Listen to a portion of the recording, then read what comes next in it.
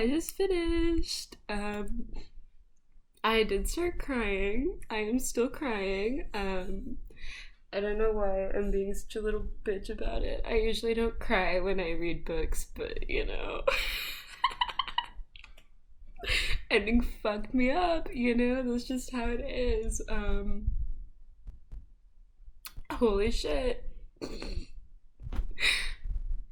Gang gang. I'm good though. Like, I'm feeling good. I'm gonna look better and then I'm gonna come back and actually like talk about my thoughts. So I'm in pain. Hey guys, welcome to another video. If you're coming back, thank you so much for subscribing, and if you are new here, hi! Anyway, today I'm going to be reviewing The Burning God by R.F. Kuang. It's the third book in the Poppy War trilogy, and it really did a number on me. I'll be honest, it fucked me up. This review is going to have spoilers because I can't be bothered to do anything without spoilers, to be quite honest. My only review, if you don't want spoilers, my review is it was good. I liked it.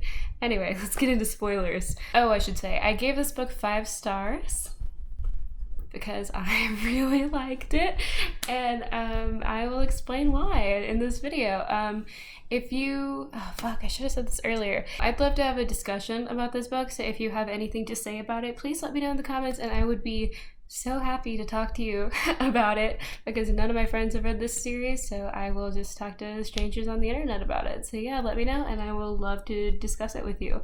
Anyway, I'm going to talk about why I liked it. I think that the kind of plot is not something I would usually be interested in. It was a lot of battles just moving from one place to another, but I think the author did a really good job of establishing the stakes and establishing the threat every time that we walked into a new battle, so it never felt like we were just doing it for the sake of gratuitous violence, you know? And yeah, I think maybe it got a little bit repetitive with just how much fighting there was, but I guess that's just how war is, you know? I've never been in a war, so I wouldn't know. But yeah, great time. I really liked it. I try to be pretty fair with the books that I review and give a little bit of criticism here and there, even if I really did like a book. So I will say that some of the scenes felt a little bit rushed, especially there was a whole plot line where they went to a mountain that I forgot the name of to wake up Riga, and I felt like that was a little bit rushed. Like they woke him up and then he died pretty quickly, and I don't know, it just felt a little bit too fast for it to really make that much of an impact in my brain. I think the author was just trying to wrap up the trifecta plotline and also bring Xiang back to, you know, make everything come full circle. And I think it did do a bit of foreshadowing for Rin, Neza, and Gite, so that was interesting. It was interesting to see those parallels, but the plotline as a whole was a bit rushed, so unfortunate. I think that I might have wanted the Espanians. I think I would have maybe wanted the Espanians to be a bit more in the plot. There weren't any Espanian characters who really did anything. There weren't any, I don't think there were any named Espanian characters who were like new in this book. There was just the sister Petra from the last book, and she came back at the end. And there was just, there was really nothing, there was no face to the colonizers. It was just them as a mass, which maybe was on purpose, but I would have maybe liked to have just one Espanian character to like hate. Because then the consequence of that was that Neza took a lot of the responsibility for the army that they were fighting, the opposition, and I think that was maybe a little bit unfair. But I do understand that like Rin sees him as the primary opponent, but I still would have liked to maybe see like a couple of Espanians. I don't know if I'm saying that right, so I'm just gonna say the colonizers. I would have liked to see the colonizers get their ass beat. Neza, that bitch, I love him. I I love him so much, and his ending fucked me up. Before I talk about that, I wish that he had a little bit more screen time. He was kind of just like the enemy, and he was distant for a lot of the book, and I kind of wish that we got to see a bit more of his perspective, not necessarily like his point of view in writing, but just like his experience with the colonizers. We did get a bit of explanation to that and a bit of implicit explanation as to what happened to him, but I would have liked to hear about it a bit more. I would have liked to know what he had been through. Yeah. He got really good at being a shaman really fast. And I at first was a little bit annoyed by that, but I actually don't think it's a problem for me, because I think it was set up pretty clearly in this world that you can very quickly become very good at being a shaman. I think at the end it was implied, or maybe it was said explicitly and I just don't remember, but I think it was implied that he went too far with his god, and his god has always been kind of controlling of him and not the other way around. But I think it was implied at the end that he has gone too far and he is just a vessel for the god and he can't die anymore. Because he says something to Rin about, like, you can't kill me. And maybe that was just because she hesitated before she killed him. Actually, it might have just been because she hesitated before she killed him. But I also kind of thought that maybe he was one of those shamans who went too far and now he is just a vessel for his god and he can't die anymore, because that's kind of what I got from it. But maybe I'm wrong. Let me know in the comments if you agree with that or not. I think it's kind of interesting if he is one of those shamans who can't die, because that boy is in some deep shit. Poor guy. He does survive the story, but at what cost, because now he has to deal with the colonizers and the whole country and everything. Sucks. Sucks to suck. I like the way that war is portrayed in this series, not just this book but the first two as well. War is never made to seem like something that is arbitrary. It's never seems cheap or anything. There's a lot of body horror and just violence and graphic gore throughout the series that I think are gross, but they also reinforce the idea that like war is bad and it's not something that should be romanticized. Because I think the trouble that a lot of fantasy series run into is that they kind of start to romanticize violence and war because they've got these great fighters and it's this glorious war kind of thing, and that never happens in the Poppy War trilogy. There's never a point where the war is seen as a good thing. Even as Rin is starting to enjoy killing and enjoy her power, the act of war is never seen as a good thing. Like, I feel like they're two pretty separate things, because she still looks at the aftermath of war and is disgusted by it, even though she herself is enjoying it.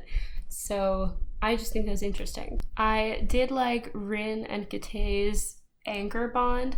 I'm a simple woman. Give me a soul bond, and I'll go fucking crazy.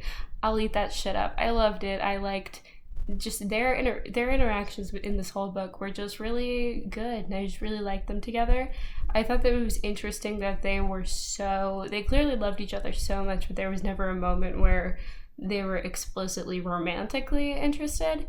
And I think that was an interesting choice, because I could see how they were romantically into each other, but I also saw a lot of Rin's feelings for Neza, and that was also really cool. Kind of a love triangle, but not really.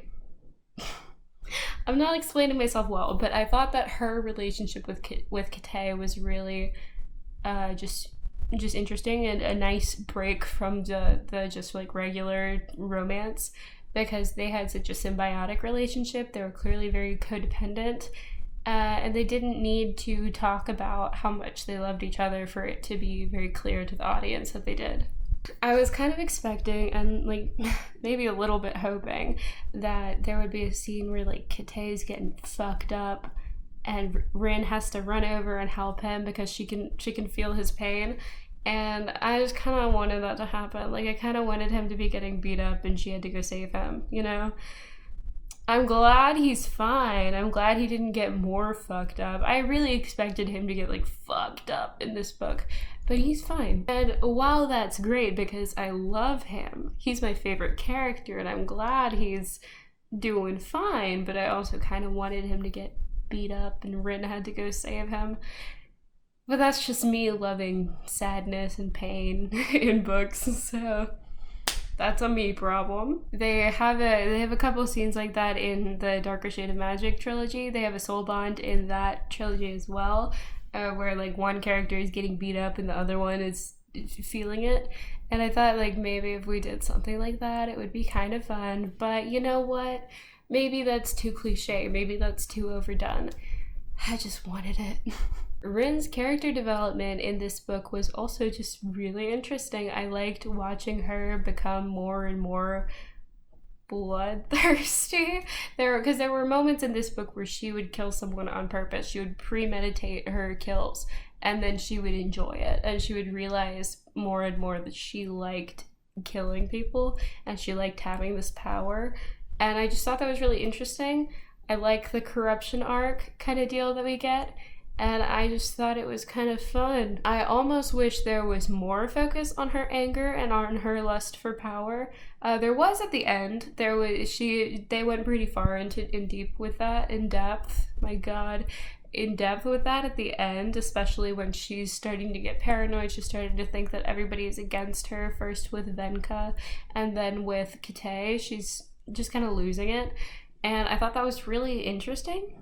And I maybe would have wanted to see a little bit more of that, just sprinkled throughout. I also wanted to know more about her relationship with Neza, because that I felt was a little bit unclear at times. Like, I understand where Rin is coming from, and the book is from Rin's point of view, so obviously I understand her more.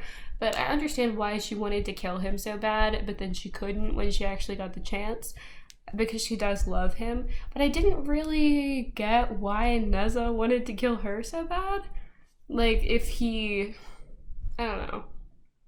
believed what the colonizers were saying about her being a freak of nature or whatever. But I just wanted to know a little bit more what he was thinking throughout this whole book, like what was going on in his head. I really liked him though, so I would have just liked to see more of him. The ending was very painful, but I think it was a satisfying ending to the trilogy. I don't think there was ever a situation, I don't think there was ever a scenario where Rin survived to the end of the trilogy. I don't think she was ever going to be victorious. So I think it makes sense that she died. And I was sad about it still. I did cry, but I think it was a satisfying ending, and I really liked the ending scene. I thought it was a satisfying conclusion to the whole trilogy, and it made sense given the trajectory of her character arc. And the only part that I didn't like that much about the ending was Venka's death. Venka was one of my favorite characters, and I just think she deserved better. I understand that she had to die, and I understand that it was helping Rin's character arc. It was showing her descent into just madness, her paranoia, but I just wish that maybe she had a better death scene, because I really liked her and she deserved better. And maybe if she survived, yeah. I just really liked her and I think she deserved better. Period. Anyway, this whole series is just so good. I just really liked every book, and I'm sad that it's over, but I think it was a satisfying conclusion. So please let me know in the comments if you agree, if you disagree, if you like this book, if you didn't. I will talk to you about any part of this book or anything that I mentioned in this video. So let me know, and I think that's it. Have a great day. Have a great weekend. Oh, I changed my upload day from Wednesday to Friday because I got a little bit stressed out on Tuesday. So it's going to be Friday from now on. Okay, have a great day and goodbye.